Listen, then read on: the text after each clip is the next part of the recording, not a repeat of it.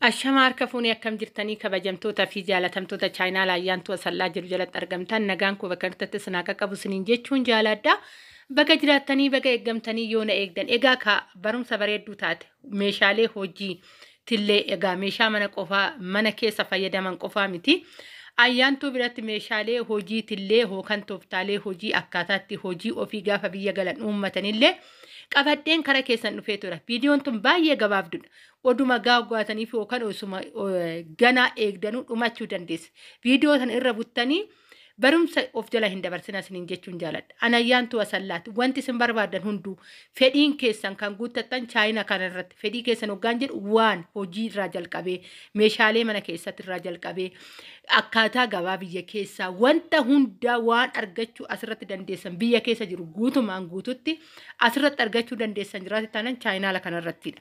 Isiniin jechuun jaaladha. Waan tokko bicha irratti miti kanan xiyyeeffadhu waan ta'eef jijjiirama shamarran keenya akkaataa hojii meeshaalee waan kanaati. Kan ammoo kan ta'u yoo nuti mataa keenya qofatti amanne konfideksii mataa keenyaa qabaanne hiree keenya ofii keenya murteeffachuu dandeenya qofaadha jechuudha. Kan nu guddachuu dandeenyu.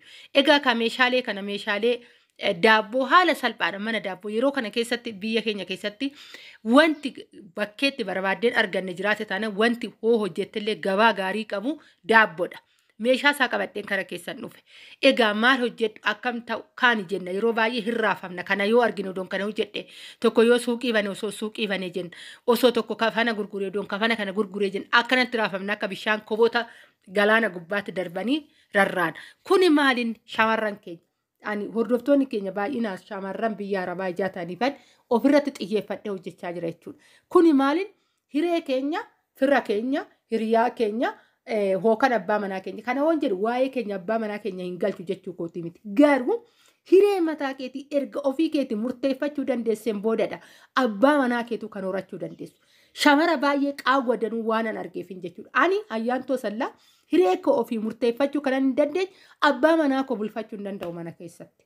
Dhugaan isiniin jedha jechuudha. Kanarratti hir'ina gurguddaa qabna nuti warri shamarran isiniin jechuuf. Maaliif wanta baay'ee yeroo baay'ee namatti hirkattummaa nama jalaa bahuu irratti rakkoo gurguddaa qabna. Isiniin jechuun jaaladhaa meeshaalee ka argitanii jirtan irrattan dubbadhaa. Kanarraan deebisee waa'ee lukkuuti.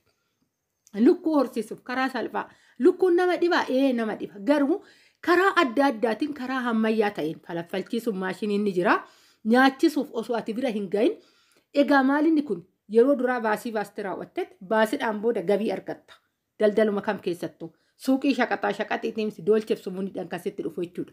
Keessattuu amma lukkuun nani falaffalchiisa wette maashiniin isa falaffalchiisu mataa isaa kan of danda'e osoo hin dadhabin akkuma daabboo dubbadhee daabboo ati odoon bukeessin osoo wanni hin jedhin kanuma bilchaate jalaa guurrachuu qofaaf jechuudha.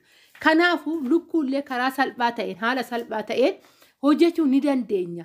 Kuni maalin shamarran keenya waa'ee hojiitii irratti bicha murtoo mataa keenyaa qaban. Gaafa murtoo mataa keessanii qabattan marii hin barbaachisu. Itti deemi. Maaliif hallayyaa keessa jireenyi kee jiraate taanan waaxaxxee hallayyaa keessa waan jiru san fudhattee gabaate kan nama taatu. Dhugaan isiniin jedha kanarratti murtoo mataa keenyaa qabaachuu qabna isiniin jechuun jaaladha. Gaafa nama mari'anne nama 10 gaafa mari'anne marii 10 argina. Kurnanuu anaaf siif hin ta'u. Kan nu ta'uu danda'u waa'ee keenya qofaadha. Wanti kun akka gorsaatti tan qabadhee too dhufe. Gatii isaa naan jechuu dandeessan.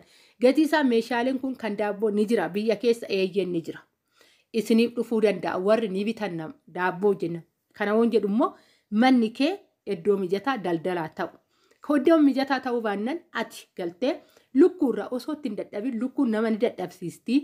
Waan baay'ee balleessuu dandeessi karaa ammayyaatiin. Ani maaliif ofii kiyya irratti waan argeef jechuudha. Keessattuu waa'ee biqiltuun baay'ee rakkistuudhaan daanqoon.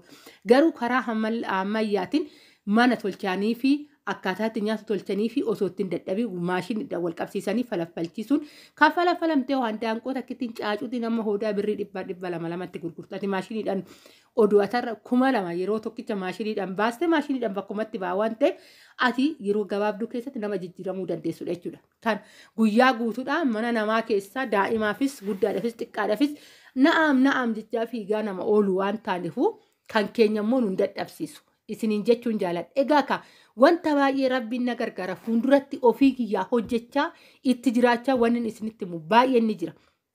Wanni isin barsiisu baay'ee ni jira. Garuu ammas warroonni dhiyeenya kanatti galuu barbaadan hojii mataa keessanii piroojeektiidha jechuudha bara.